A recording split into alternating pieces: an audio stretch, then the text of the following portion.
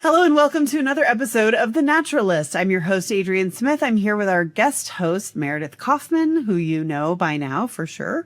And we have a very special guest today. But before we get started, I just want to give a quick thanks to our sponsors, Om Mushroom Superfoods and Bimbo Bakeries USA.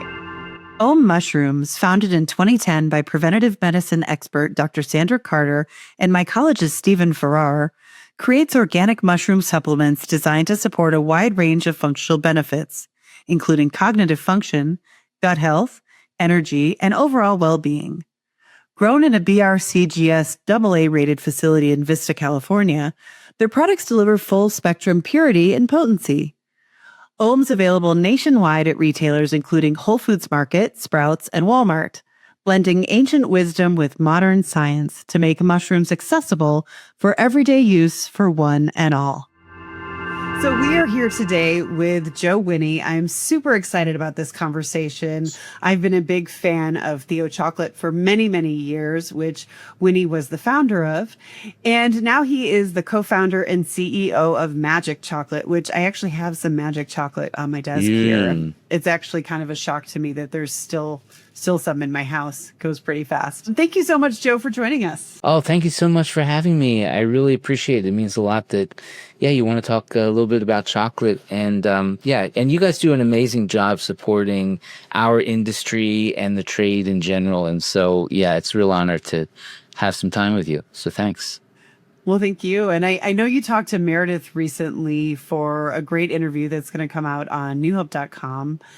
But I don't know if she told you how obsessed we were with Magic Chocolate during the NEXTY Awards judging. Yes, we have a little bit left over from judging. It lives in the closet where we do the NEXTY judging. And this has been the stash. There's one left. So I thought maybe at the end of the interview, we could toast. We could watch you eat it live with this NEXTY award winning. Thank you. I'm so glad you love them. Well, trying the product was definitely a highlight of the NEXTYs for us. Of course, it ended up winning in the sweet snack and dessert category. But beyond that, I mean, just what a great story behind the chocolate and what a fantastic product. Thank you. Yeah, that means a lot. We're really proud of it. And it's a new format that hasn't been in the category in North America. It's inspired by Swiss chocolate dessert. And we're just really proud of the product and so glad that you enjoyed it. Joe, to kick things off, let's talk a little bit about innovation in chocolate. What does that look like to you? In the chocolate industry, in many ways, you could say that there's nothing new under the sun because there's been so many different combinations of flavors and formats and sizes, and I think the chocolate makers and really the chocolate makers who are strongly connected with chocolate lovers and their consumers have created over the years some really amazing products that we love today. And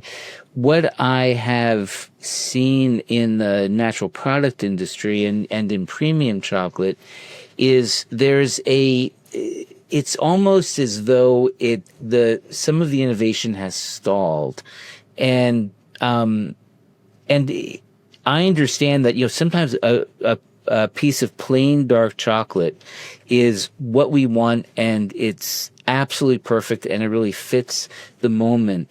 But what I feel oftentimes is missing is there's products that have very similar profiles. They're kind of the same as the competitors, and the brands end up competing around whether it's what kind of certifications it has or doesn't have. Is it somehow a little bit less sugar than the others? And even though the impact of the difference in the sugars really isn't material for our health, but it's still a competitive edge. But the product itself isn't any different. And so there's a lot of repetition.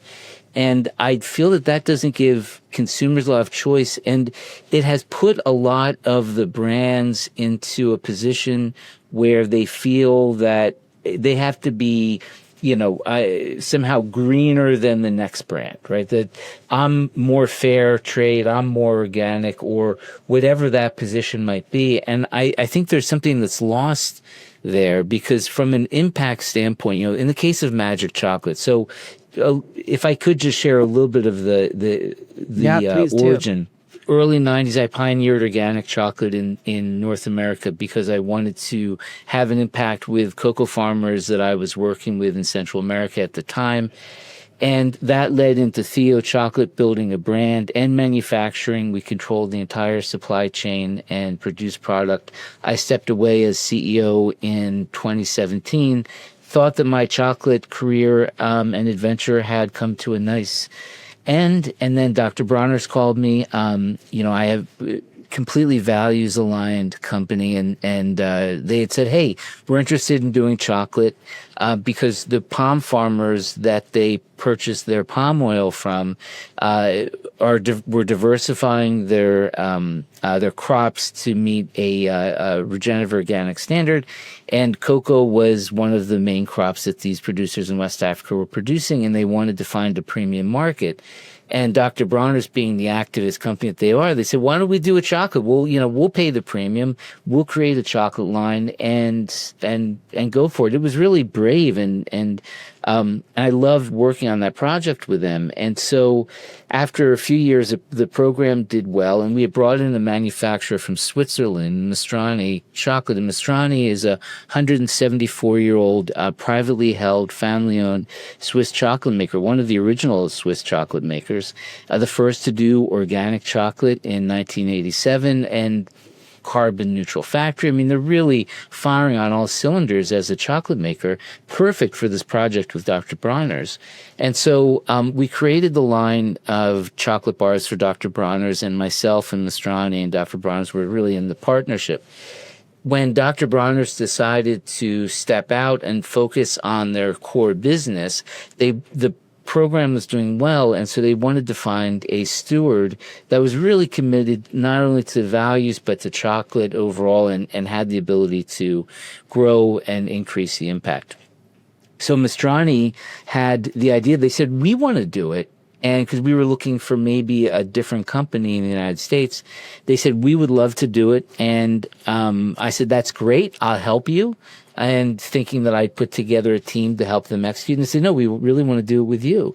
And I love working with them. They're a brilliant company, really nice people, very smart, good business people, completely values aligned. And so after, a few conversations, we decided to do a joint venture. So I have ownership, and Mastrani has ownership in Magic Chocolate, and they wanted me to be CEO, and I was happy to take on that role. And so I'm kind of surprised that I'm here, but I'm excited because at the heart of it, Dr. Bronner's initiated, we produced the world's first regenerative organic certified chocolate for Dr. Bronner's.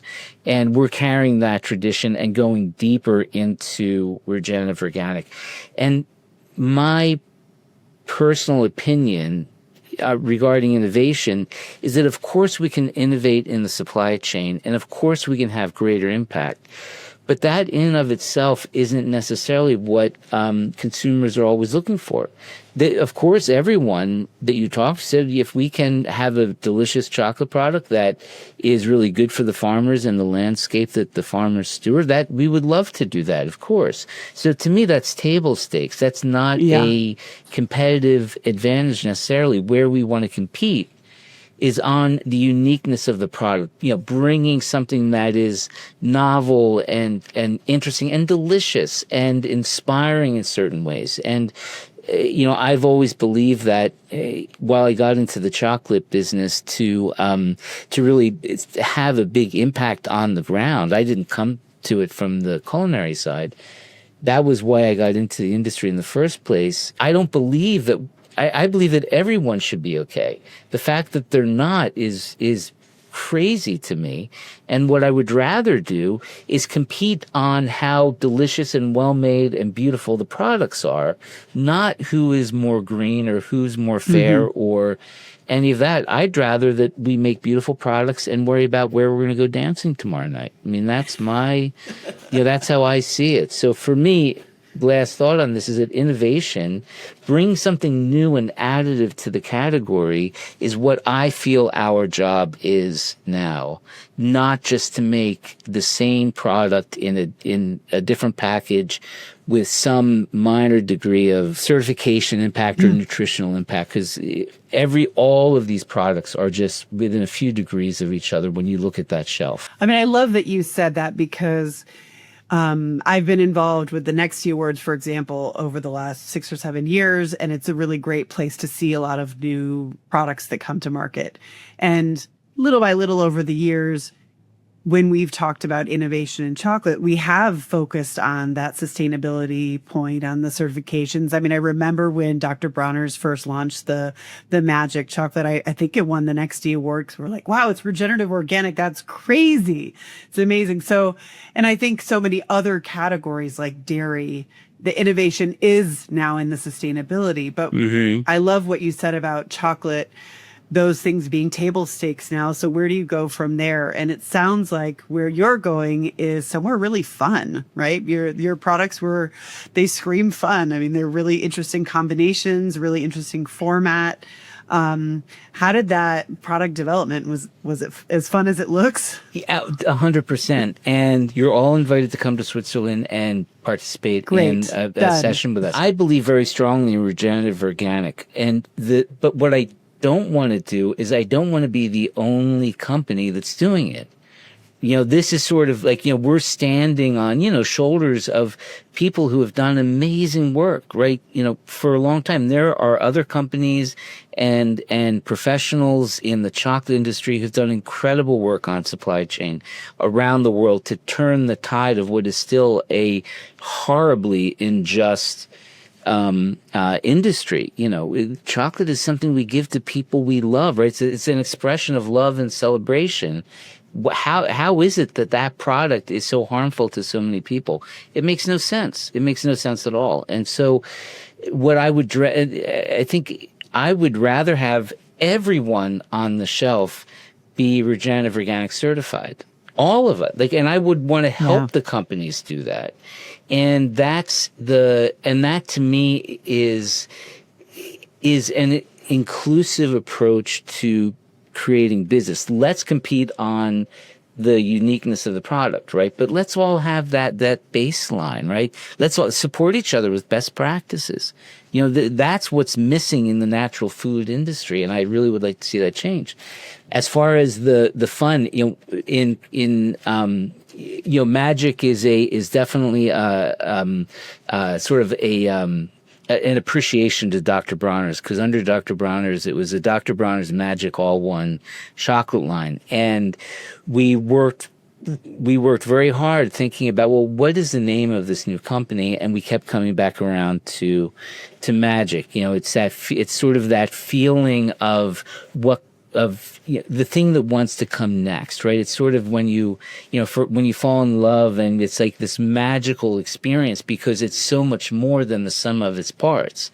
And so it gives us a framework for doing our very best, and hopefully we succeed, but doing our very best to create really beautiful, fun products that people love. And we're not trying to be super niche, right? We want the products to have broad appeal. We want the experience of the products to be unique and to be delicious and delightful.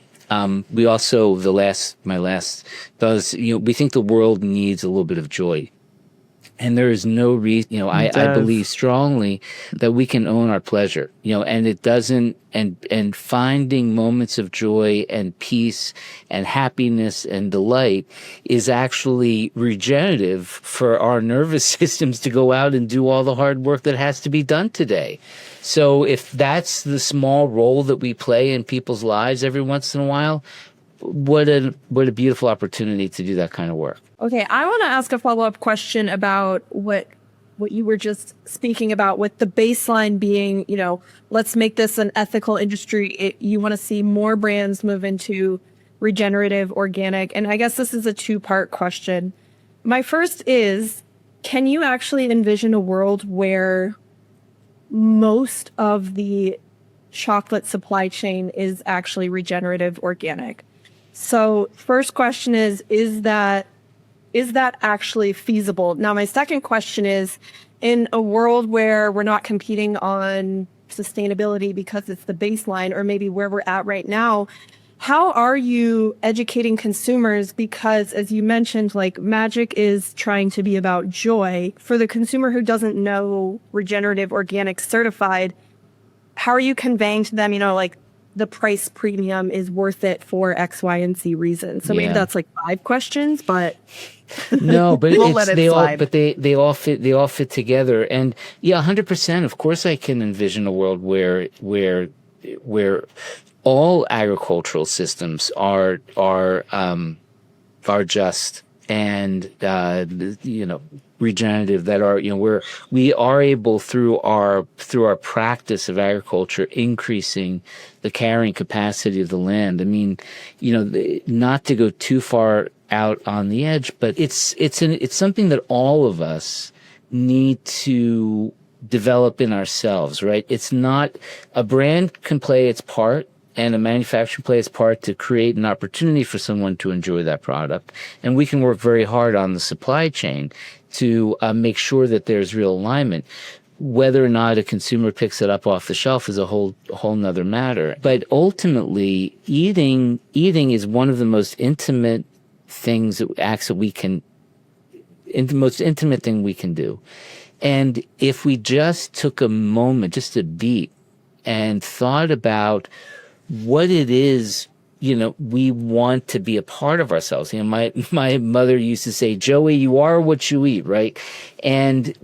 But there's nothing more true. And so when we think about that, and we think about, some of our food systems, if people saw it up close, they might think differently about what their choices are. And we might have a different value system if we think about what we spend money on as a culture and how little we try to spend on food.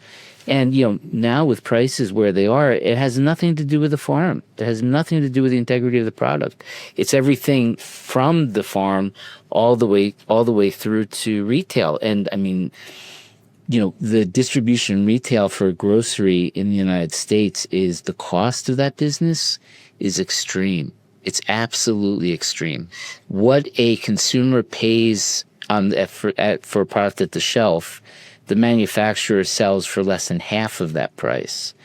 And so I think there's a lot of work to be done, but it starts with each of us developing an understanding and appreciation for who we are, loving ourselves in a certain way that allows us to make choices that are ultimately in our best interest.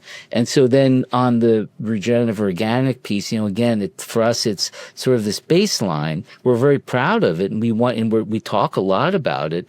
And we're just getting started. So the way that we educate consumers is really through retail right now.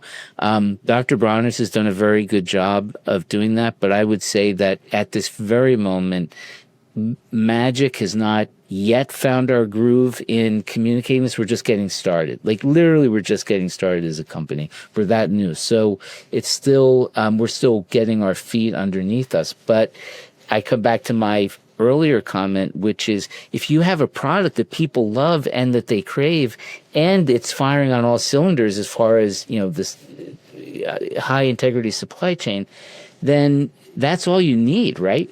Because we don't want you to buy it because the sky is falling. We want you to buy it because it's just so good. You love it, and you really want to enjoy it in a healthy way. So I don't know if that answers your question, Meredith. Sorry for that little circuitous route. We like all the circuitous answers. The more side quests you can go down, the better. Watch out. Be careful what you wish for. No, but this is sort of the thing that we're really trying to resolve, is that the work itself.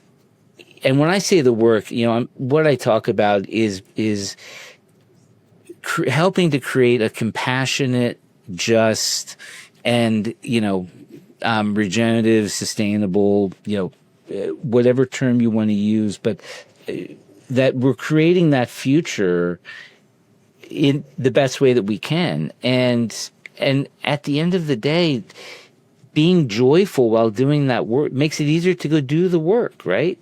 So, if the product's amazing and people love it and there's integrity in the work that we do to produce it, that's all that's really needed at the end of the day, as far as I'm concerned, because people are going to buy it because they love it. I love what you were saying before about finding such great partners, first in Dr. Bronner's and then with Maestrani. I think for other CPG brands, and especially smaller brands, or emerging brands, you've been in this business a long time. What kind of advice would you have for people in terms of finding the right partners, whether it's from retailers to distributors to investors to suppliers? Do you have any kind of advice that you could share? Well, it's sort of what I was just saying, is that I think it really does start with doing your own work, right? So finding, love yourself, get to a place in yourself where you are honest about what you know and what you don't know. And I think that when you're operating from a strong personal foundation, it's easy to spot and connect with the people, the right people, because it is about relationships. At the end of the day, it's all about relationships. And so in my humble opinion, if you are honest about that and about what you know and what you don't know, where you need help, and your compass is intact, then hopefully you're in a position where you can identify the proper resources and the people that you need. Because some of the decisions that are made, especially by entrepreneurs at the beginning, in financing is one of the most challenging elements of this business. Magic is self-financed. We don't have any outside VCs, and we're also not for sale.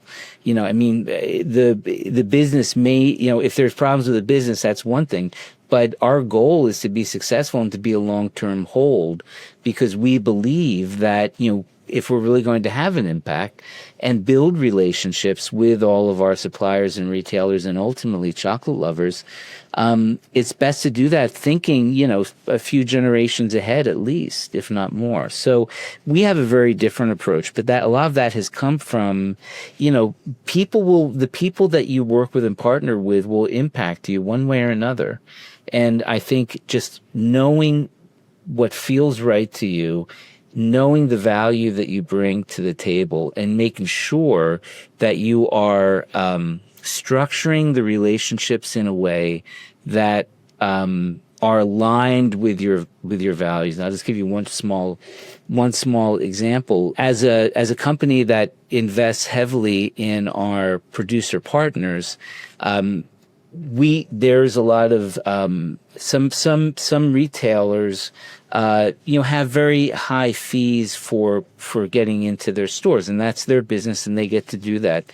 And we've had to make the difficult choice of not going into that retailer yet because we're making such large investments in our supply chain. That is very values aligned, right? That feels okay. And we know that if we're successful, then we will be able to go into that retailer that has a higher cost, but may reach a lot of people. We know that we can do that later. And I think holding that line and that you can line your decisions, whether with partnerships, with your values, then you'll end up making good decisions. That's a much larger conversation. I hope that was helpful. Yeah, I think it's great advice. I want to follow up on that. Spoken from someone who it's not their first rodeo and is deeply in touch with their own values. And so I'm wondering, is magic something that could it be what it is if this was the first business that you were the CEO of? Or do you think that a lot of this is like representative of also just being at a point of your own professional and personal maturity? Well, I will say that I am, I'm in my 50s. I'm much happier now. I'm a happy guy. I'm optimistic, but I am so much happier today. This particular decade is the best decade I've ever had. And it's because, I have a very strong, emotional, personal, spiritual practice that is really important to me. And all of the mistakes that I've made, and we have this thing in our culture, and I know this is a lot of people talk about this, but there's this thing in our culture where we're afraid to fail. And I firmly believe it's only failure if you don't learn the lesson. If you learn the lesson, it was an experiment. Sometimes they're expensive, but it's an experiment. And so the reason I'm thinking, I want to choose my words very carefully. The mistakes that I've made are because I wasn't trusting myself. So that when I talked a moment ago about, what your compass is, and, being in touch with that and trusting it, that does take some maturity. Some people get it early, and that's great. And I wish, that's amazing. Please, we want more of you. It took me a little while to trust my own compass in certain ways. There are other ways that I was very much in touch with it. So I think magic is one of the benefits that we have, and I really hope it pans out. Because again, not all businesses succeed. Our business may not succeed. We believe in what we're doing very much, but we have been able to move very quickly in certain ways because we've as a team, we've made mistakes that we're learning from. And I think that's the important piece. So could we do magic? Could I have done magic, as a first round? I don't think it would be quite what it is right now. We've put this together very fast. It's very solid. The team is epic, and it's a very small, tight team. I don't think I would have been able to have done that without the experience that I've had in the past. Maybe that's an idea for your next innovation. You could launch a Not My First Rodeo chocolate. That's, that actually there's something there for sure. Yes. I have some ideas that I don't think I should share in this call. My husband is Spanish, and when we moved to the States from Spain, he didn't speak any English, and one of the first phrases I taught him was "Not my first rodeo." It's like, you're going to be surprised how useful it is. It's very useful. It is. It conveys a lot very quickly. Bimbo Bakeries USA bakes brands families know and trust, like Sara Lee Bread, Thomas's, Entenmann's, Oro Wheat, Little Bites, and Ballpark. They're baked and delivered every day by more than 20,000 associates across the country. Bimbo Bakeries USA is a proud part of Grupo Bimbo, the world's largest baking company, with operations in 39 countries. The company's purpose of nourishing a better world is brought to life through its work to improve health and wellness, protect the environment, support the communities where they live and serve, and by valuing associates. Speaking of upcoming products that you can't mention it, that's totally understandable, but do you have any kind of previews you could give us? Yeah, so everything that we're doing right now is plant-based. If and when there is regenerative organic certified milk powder in Switzerland, then we may think differently. But the truffle bars and the truffle bar and again, thank you for letting us enter NEXTY and for selecting us. That was a really, really big deal for us. And our team was just like over the moon. I'm over the moon. Thank you. That particular product, everyone that I've shared it with couldn't tell the difference between cow milk or plant-based product. We think we did a really great job with that. And so, as far as what's coming, we're leaning into the truffle bars in a very, very serious way. We think they're unique, they're special, and there's so many fun things that we can do with that particular format. And I will say that if you look at our brand, it's pretty colorful, and that's an homage to Dr. Bronner's for sure.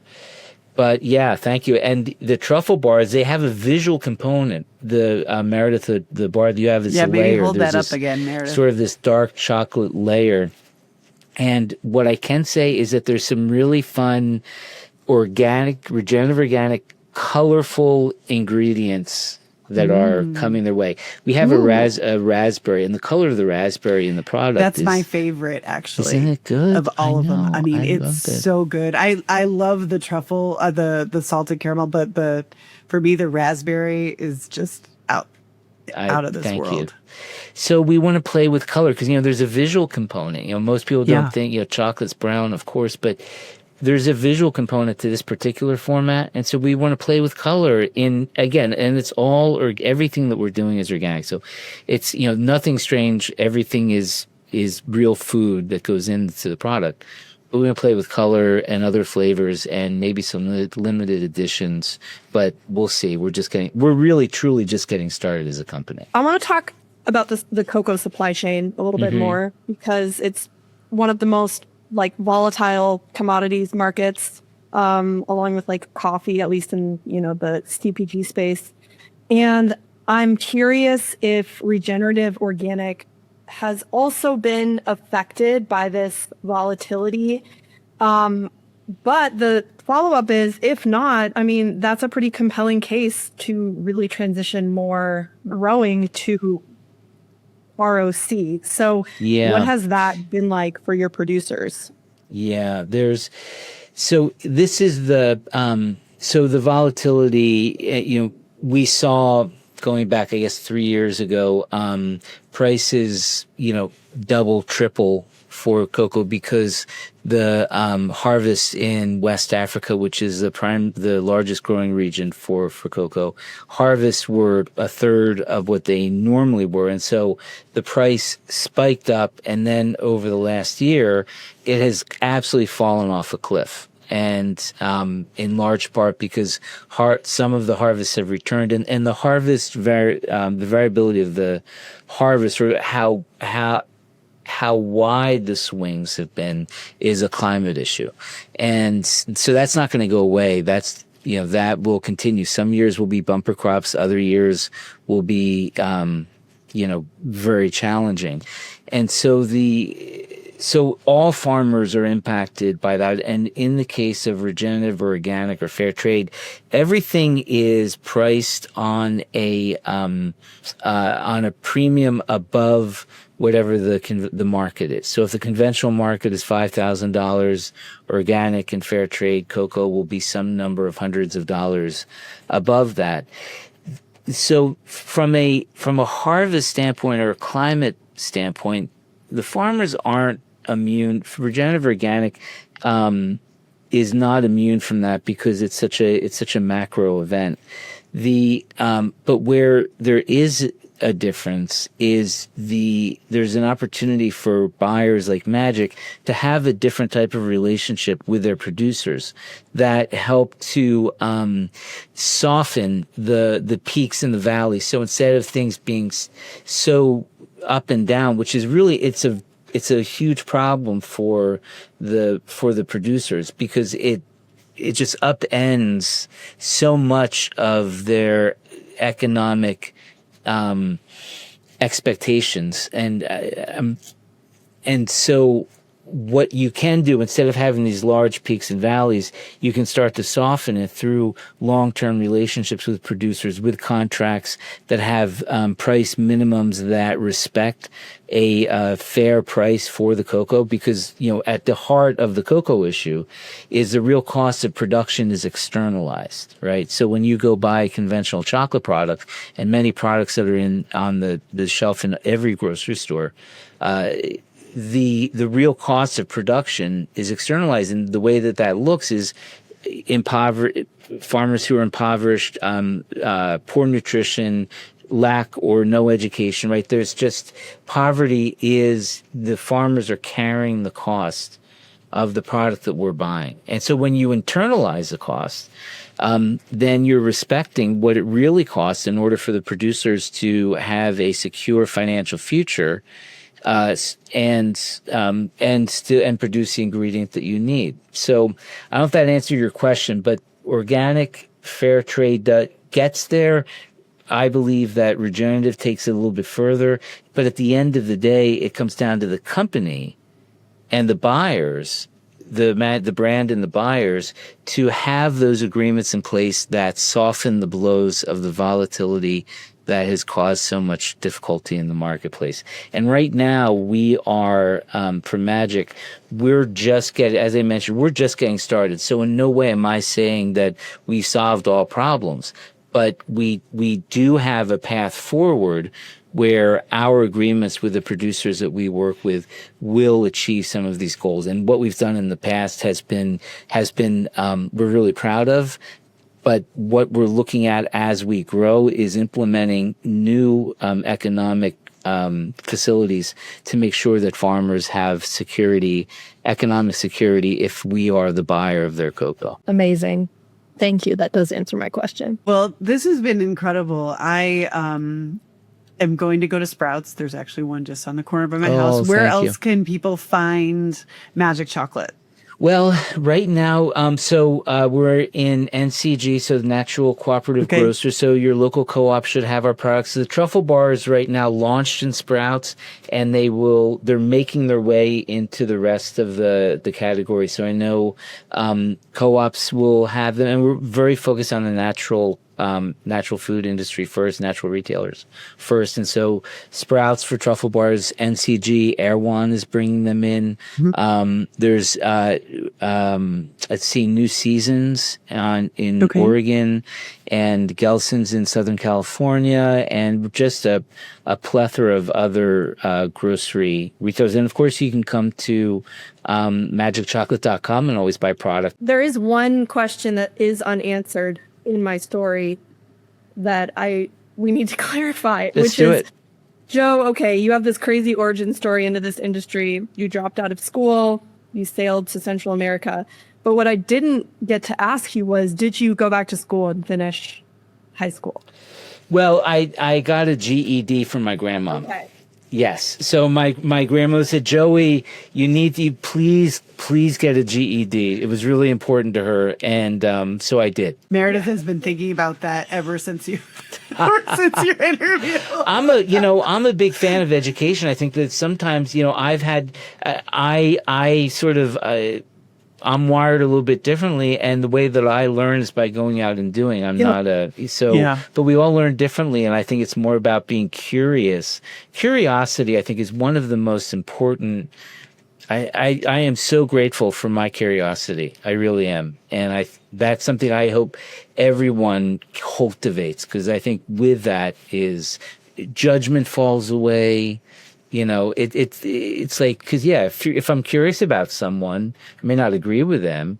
It's so much easier to maybe see them as for who they really are, as opposed to just judging them. And curiosity, I think, is core to being in a compassionate world, personally. I love that. And as uber fans of your chocolate, we are eternally grateful for your curiosity and all of the joy that you're bringing to so many people. I'm trying. Well, thank you. So, It's in partnership with you. Thank you. Here. Thank you for everything that you do. you. It's really important, and I'm grateful. So thank you.